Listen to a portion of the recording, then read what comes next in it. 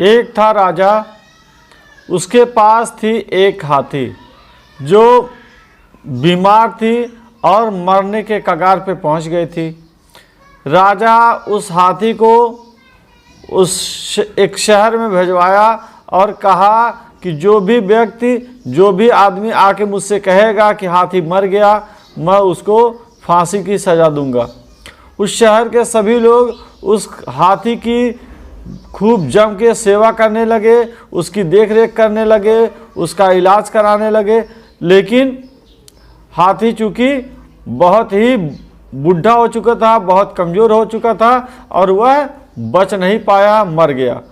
मरने के बाद सभी शहर के लोग बहुत ही परेशान हुए कि कौन जाकर के राजा से कहे कि हाथी मर गया। जो भी कहेगा राजा उसको फांसी की सज़ा देंगे, उसको मरवा देंगे। सभी लोग इसी चिंता में बैठे थे, परेशान थे। तभी एक नौजवान आया और कहता है कि मैं जाकर के बादशाह से कहूँगा कि हाथी मर गए। तो उसके माँ बाप उसको पकड़ के रोने लगे, चिल्लाने लगे, बेटा तुमको नहीं जाना है, जाओगे तो राजा तुमको मरवा देगा। तो वह समझाया कि मम्मी पापा आप लोग परेशान ना हो, मुझे कुछ नहीं होगा, मैं जाके ऐसे ढंग से कहूँगा कि राजा जान जाएगा कि हाथी मर गई है और मैं ये भी नहीं कहूँगा कि हाथी मर गई। कहे अच्छा चलो, जब इतना भरोसा है चलो देखते हैं। और सभी लोगों को जान में जान आए कि चलो कोई तो है जो अपना जान जोखिम में डाल करके हम सबको मोहलत दे रहा है, हम लोग की जान समझिए बच जाएगी। वह जाता है बादशाह के पास।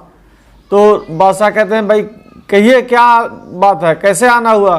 कहे साहब ऐसा है, आज हाथी जो है वह सो गया है और उसको हम लोग पूरा प्रयास कर रहे हैं कि उठे, कुछ खाना खाए, लेकिन वह न तो हिल रहा है, न डुल रहा है, न आँख खोल रहा है, न हाथ पैर हिला रहा है, यहाँ तक कि सांस भी लेना बंद कर दिया है।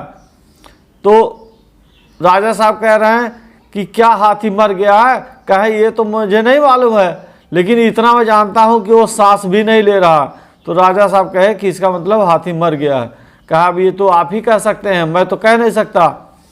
तो राजा साहब समझ गए कि ये जो लड़का है ये बहुत ही अक्लमंद है, समझदार है। और उस आदमी को, उस नौजवान को बादशाह अपने यहाँ एक मंत्री के रूप में जगह दिए और उसको बहुत मान सम्मान दिए। और वह जब पलट करके यहाँ आता है तो लोगों को बताता है कि मैं जा करके बादशाह से जब कहा हूँ कि हाथी मर गया तो मुझे देखिए मंत्री बना दिए, अब मेरे घर में अच्छी खासी इनकम आएगी।